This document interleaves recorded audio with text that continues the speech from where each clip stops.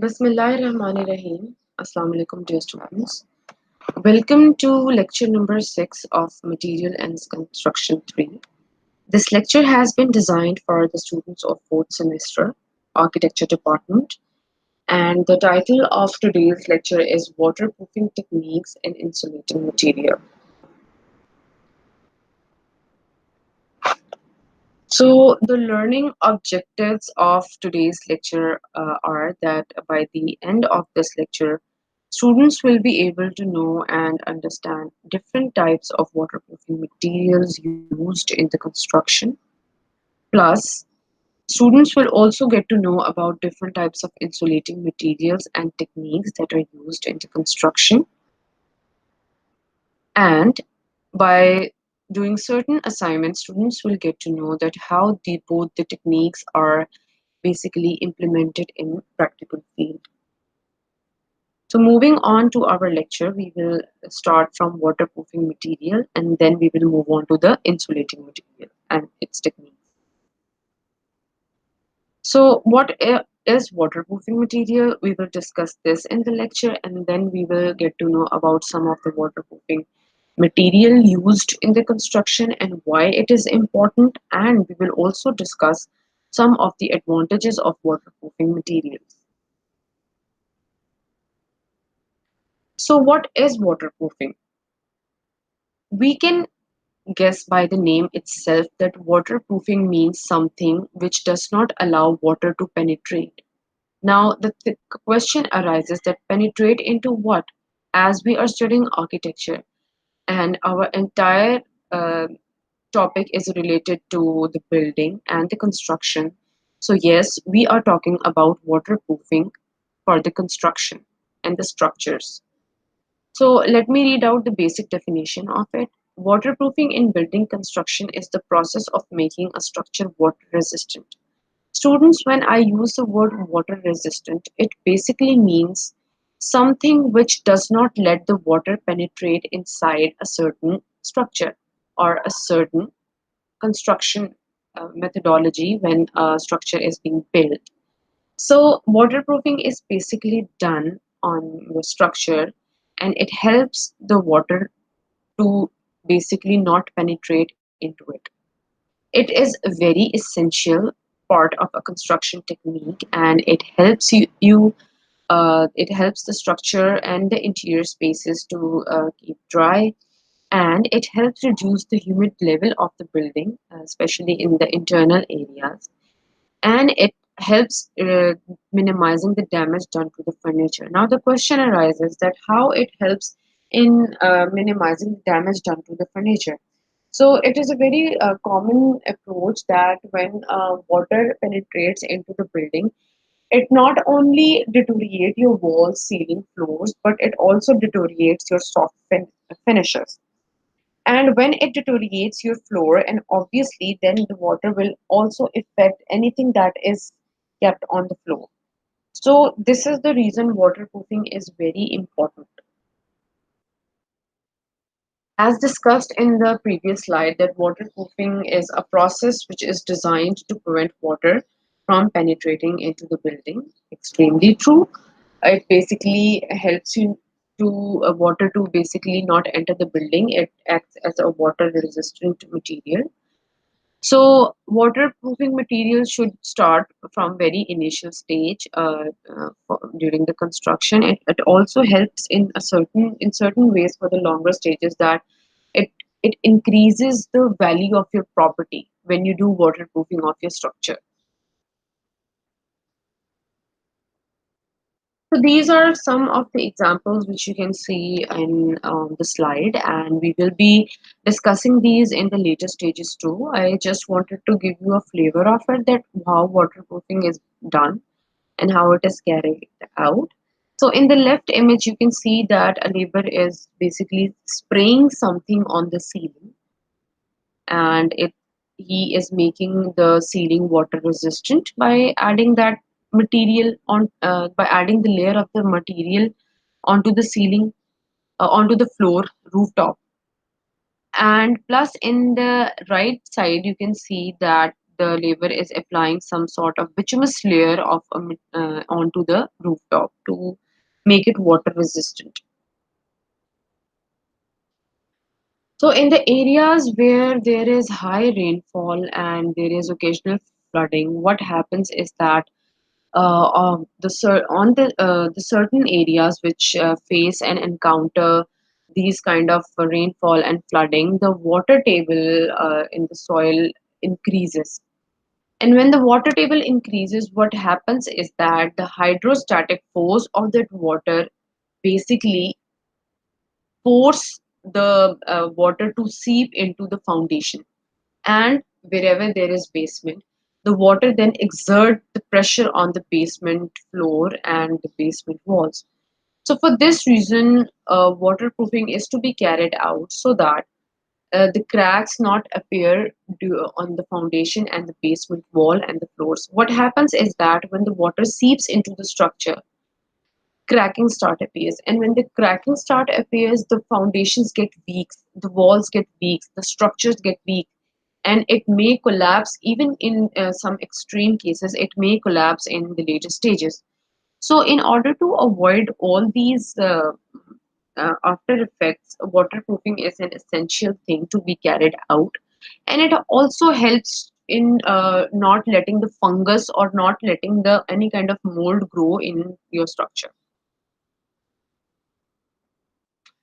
Similarly, during the monsoon season, there are high chances that the water seeps into your building and it causes dampness in your walls and in your ceilings. So, in order to avoid this and in order to safeguard your house, you have to carry out the waterproofing process in order to make your house safe and in order to make a better environment for your living. So, waterproofing is done in various parts of the building, which includes a WC, bathrooms, terrace, roofs, basements, swimming pools, underground ducts, walls, and roofs, and many other things. Waterproofing basically should be carried out in the entire structure to not let water penetrate into the building, and it increases the lifespan of your structure. So there are various types of techniques involved in waterproofing. Some of are displayed on the screen, and you can read out the names: spray waterproofing, sheet membrane waterproofing, cavity wall waterproofing, surface applied coating, hot rubber waterproofing, blind side waterproofing. Then we have deck coating, traffic topping, concrete repair. Then we have carbon fiber fillmore, expansion joint system, epoxy healer sealer. There are many, many types of waterproofing. I just wanted to give you a flavor of the types of waterproofing being used nationally and internationally, so that you may know that what type of waterproofing are being used in Pakistan as well as in international side too.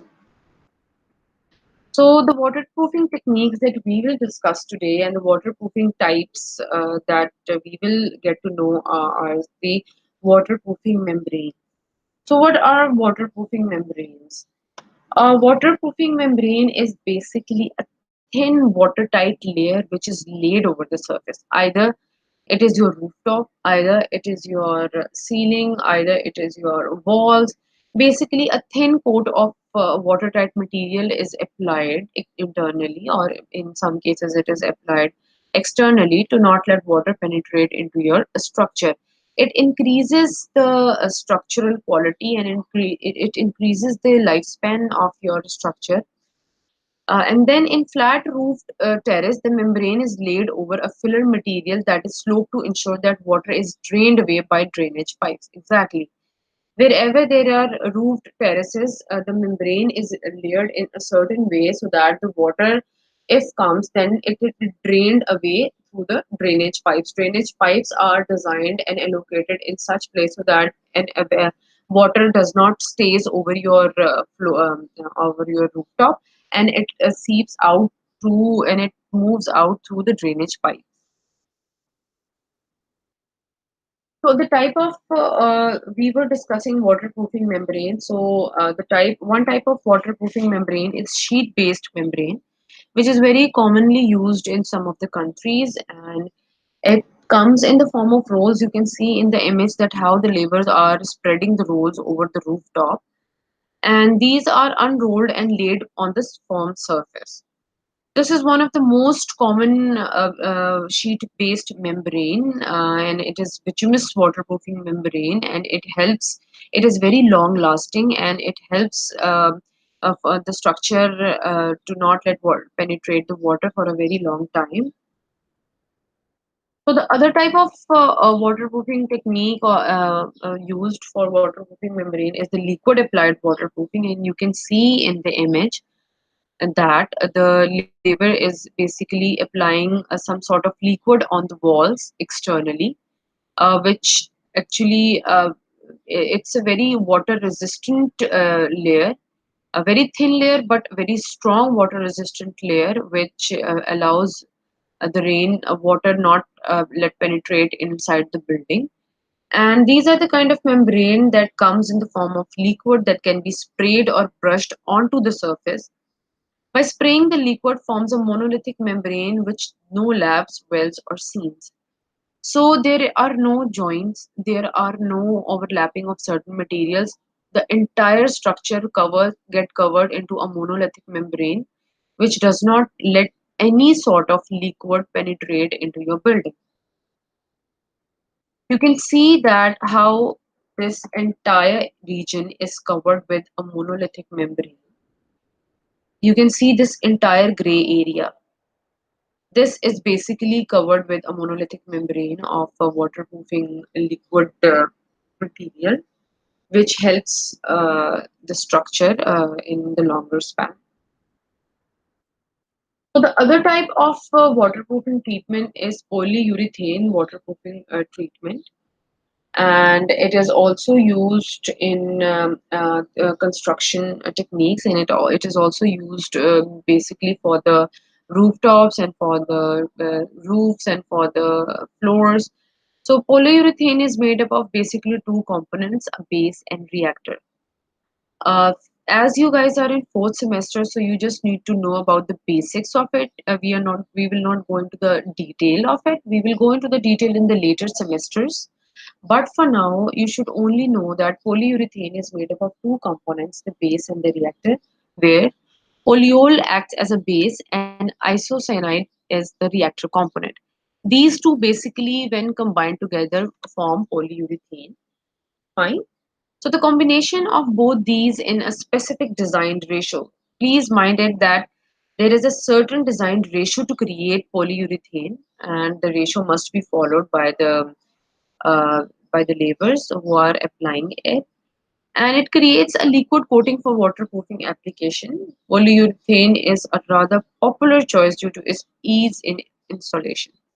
So whenever a certain technique is carried out, this factor is to be considered, that how easily it is installed and how easily it is applied. So students, remember that polyurethane is the favorite choice because it is very easy to be applied.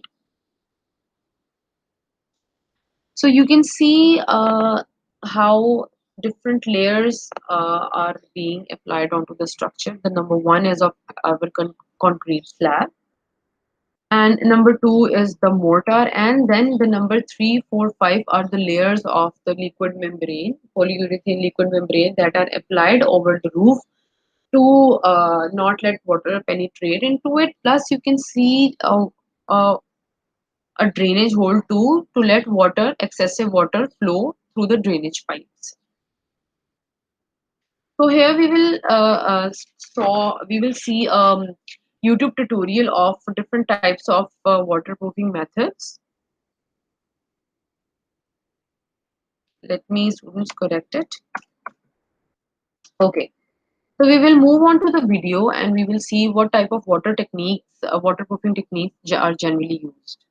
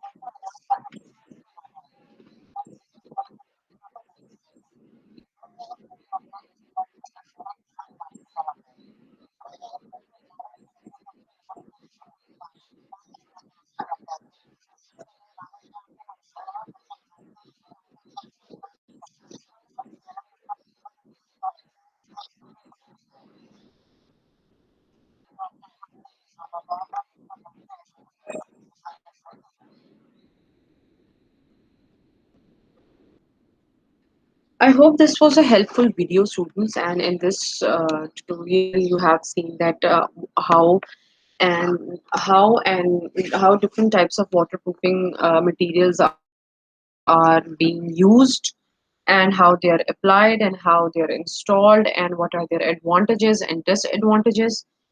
So we will move on to the our next slide. Okay, so advantages of waterproofing. Waterproofing basically safeguards the integrity of the building. It helps in the longer span of the structure, and it does not let the water penetrate into the building, and it does not allow the structure to get rust, or it does not allow the molds to appear in the inside our building, and it prevents seepages from the ceilings and walls. And when it prevents seepages from the ceiling and wall, then what happens is that our soft finishes also remains safe. So it prevents dampness inside the building, and it increases the value of your property.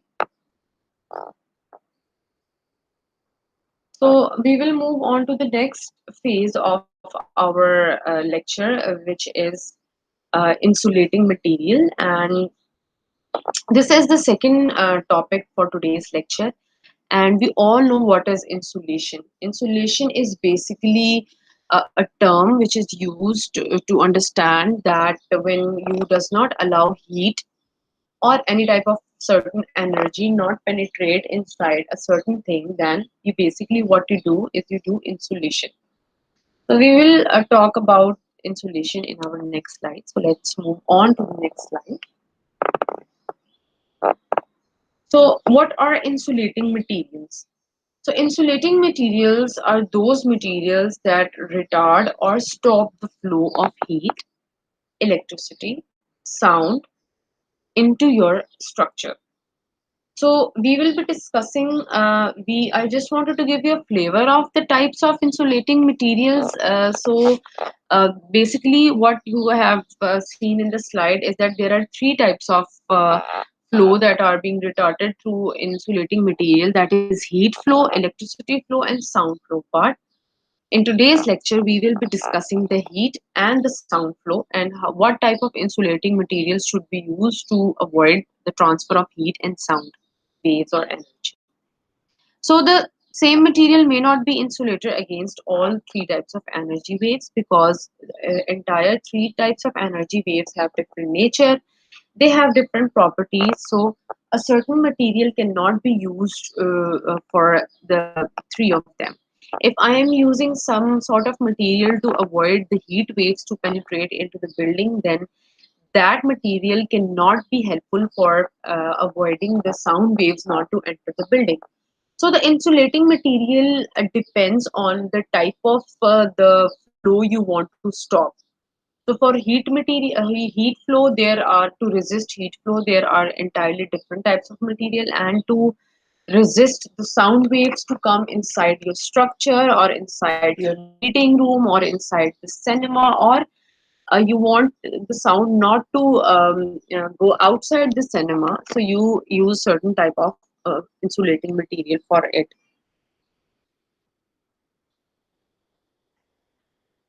So, the importance of insulating material cannot be overemphasized in engineering practice, since heat and electricity are the main source of energy in many important operations. A safe handling of these sources may be impossible without insulators.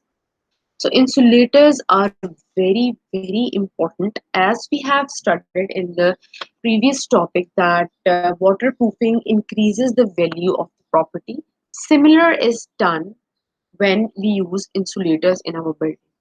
If we have used sound insulators, heat insulators, and electrical insulators, then the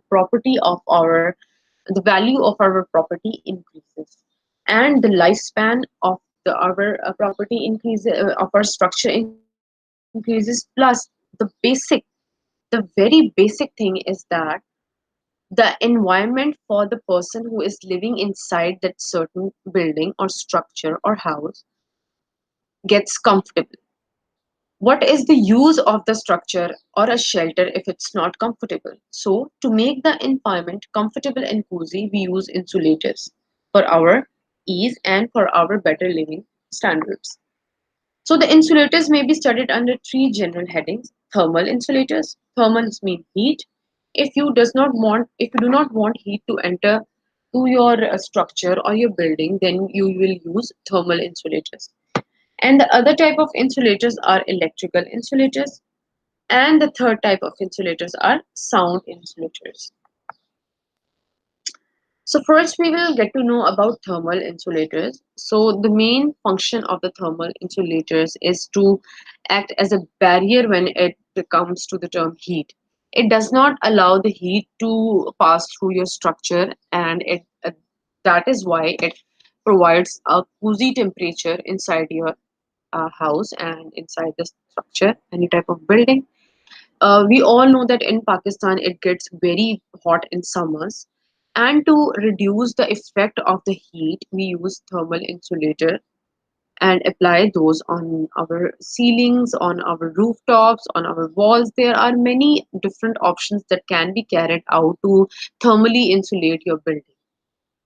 So some of the properties are that it should have very low thermal conductivity. It should not let allow heat to pass through, and it should be stable of thermal shocks, and it should be stable. It should be stable chemically and physically at high temperature for long prolonged period of stretch, because we spend money for it. We spend our money on it, and we want that it should have a prolonged life, and it should withstand high temperatures, and it should be chemically and physically very not very reactive, so that it could withstand high heat waves.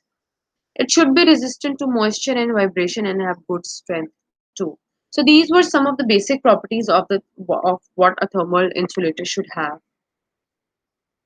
So this is just an image of thermal insulator, and I just wanted to give you a flavor of it. That is why I have pasted this image onto my slide. So what basically a thermal insulators do, that in summers you can see here that these arrows are reflecting back. So when the heat comes, these the thermal insulator which has been applied onto your roof does not allow heat to let in the structure. Similarly, when you apply the layer all over your rooftop and your walls, so what happens is that the heat does not come in to your structure, and the heat waves reflect back, and then the temperature drops. Similarly, in winters, what happens is that the heat which is being produced inside the building does not go out, and you get a very cozy temperature, and environment is very friendly for the user, and it's very comfortable. And so basically thermal insulators not only work in the summers, it works in the winters too. Here you can see that how a 20 degrees temperature difference arises due to the insulation applied in the wall. This is how an insulation is applied in the wall. This is a cross section of the external wall, and you can see that the insulation board is being fitted inside the um, structural composition of the wall. So moving on to the types of thermal and heat insulators. Magnesium plastic is used for it, aluminum foil. This is a very basic example, but we will study some other type of heat insulator used, and we will do this by basically students will do this by doing certain assignment, and I'll assign them the assignment in Google Classroom, and you will be searching on the heat insulators used in Pakistan as well as on the international level too, and you will be discussing the material, their properties, their application, their installation, their lifespan. In this way, you will able to get to know about the types of heat insulator used in the structure. So moving on to the next title, that is sound insulator.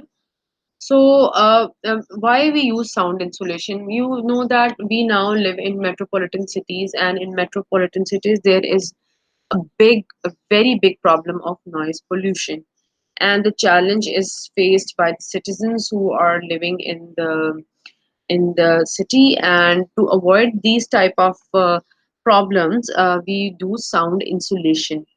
And sound insulation is basically done in meeting rooms and in cinemas, to the in sensitive areas, So the following materials that are used for the acoustics insulator. Acoustics basically means sound. So acoustic insulators, one of the type is cellular concrete. Cellular concrete is basically a type of concrete which are made of blocks and have voids in it.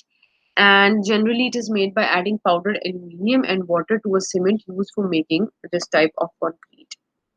You can see the image of cellular concrete on the slide.